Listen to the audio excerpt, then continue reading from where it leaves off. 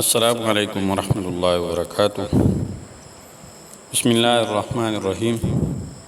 ټول تعریفونه د رب ذوالجلال دپاره چې خالق او مالک او پروردگار د کل عالم دی، او درود پاک په خاتم الانبیاء حضرت محمد صلی الله علیه وسلم باندې. امید رب ذوالجلال نه ساتم چې تاسو به روغ جوړ یې، په صحت با برابر یې. الله جل شانه هم د دنیا او آخرت ټول خوشحالی نصیب کړه. ډېر عزتمند او محترم مسلمانانو، درونو او خویندو،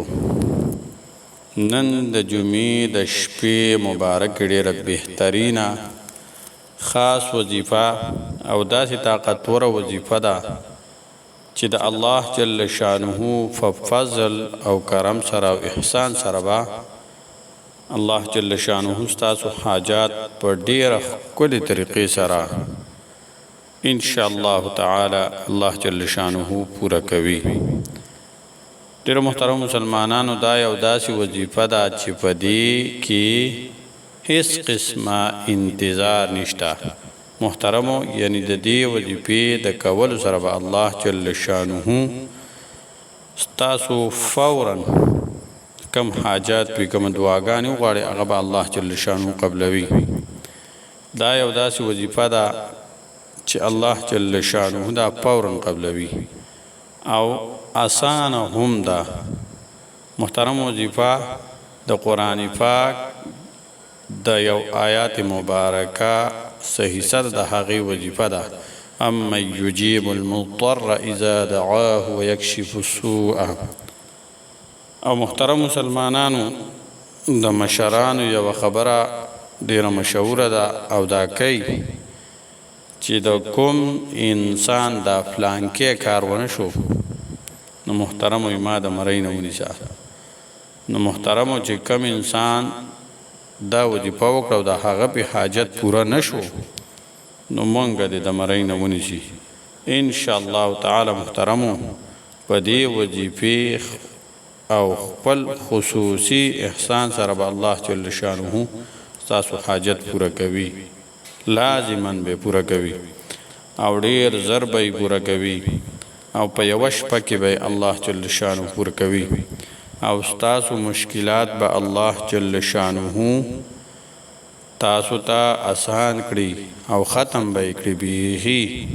او تاسو ته به الله جل شانه د خوشحالۍ منظر وخایي. کبه خوشحالي محترمو، هغه خوشحالي د کومې دپاره چې تاسو ډېر ستړي کړي دي، ډېر ستړي شوي یئ، ډېرې وظیفې او ذکر و اذکار هم هغې دپاره کړي دي او ډېر تهجد هم د هغې دپاره کړي دي. هغه دې الله جل شانه دغه ستاسو اعمال دا ستاسو دپاره په خپل دربار عالیه کې قبول او منظور کړي. محترمو، دا وظیفه دا د قرآن پاک د یو سورت مبارک د یو آیات مبارک وظیفه ده چې هغه سورت ته سورت نمل ویل کیږي. او محترمو، دا سورت نمل کې 62 نمبر آیات ته، یعنی 62 نمبر آیات ته قرآن کریم کې دا آیات مبارکه ده. محترم، چې څوک د دې وظیفې د دې آیات مبارکه ویټ شروع کړي، یعنی د دې وظیفه شروع کړي، نو الله جل شانه به د دغه انسان هر مشکل ختموي ان شاء الله تعالی، او حاجت به یې پوره کوي او مسائل به یې ختموي. او محترمو، دا په دې شپه باندې، یعنی د جمعې مبارک په شپه باندې چې دا وظیفه کم انسان کوي، نو الله جل شانه هغه او د الله جل شانه خپل حاجت طلب کوي، نو الله جل شانه د هغه انسان حاجتونه پوره کوي. به هر حال محترمو، راځو د وظیفې طریقې کار ته، طریقه څنګه ده، څرنګه به دا وظیفه کول وي. محترمو، دا وظیفه د جمعې مبارک د شپې ده. نو د ماسپښین نه پس تاسو دا وظیفه د زیارت په ورځ باندې، د جمعرات په ورځ باندې، د ماسپښین نه بعد دا وظیفه تاسو کولی شئ. که هغه نشي کولی د مازدیګر مونځ نه پاسې کوئ نو هم ټیک ته صحیح ده او بهترین او افضل وخت چې کم دی د دې وظیفې چې اړوله وخت پکې ونه لګي نو هغه د دې تهجد ټیم دی د جمعې په شپه باندې د تهجد په وخت کې دا وظیفه ډېره برکتي ده او محترمو یو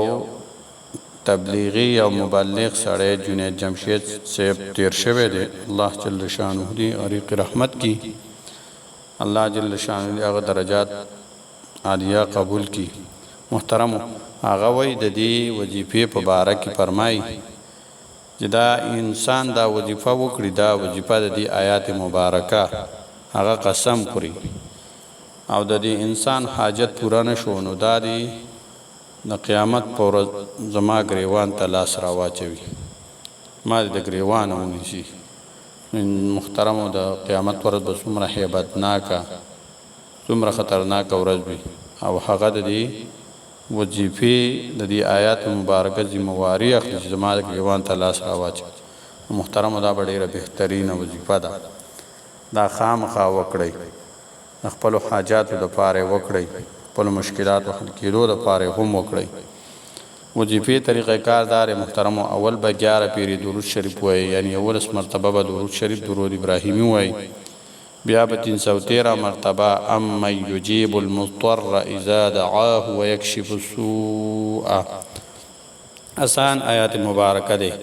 اما یجیب المضطر اذا دعاه ویکشف السوء دا به 342 پیری وایي یا به د هغې نه وروسته محترمو 11 پیرې یعنی 11 مرتبه درود شریف بیا ووایي او بیا به د الله جل شانو په دربار کې دعاګانې وغواړئ خپلو حاجاتو مشکلاتو مصیبتونو تکالیف ختمولو دپاره محترمو ډېره طاقتور اسانه مجربه وظیفه ده جمعې مبارکې شپې وظیفه ده دا وظیفه لازما وکړئ نورو خویندو ورونو سره لازما د ثواب په نیت باندې شیر کړئ السلام علیکم ورحمة الله تعالی وبرکاته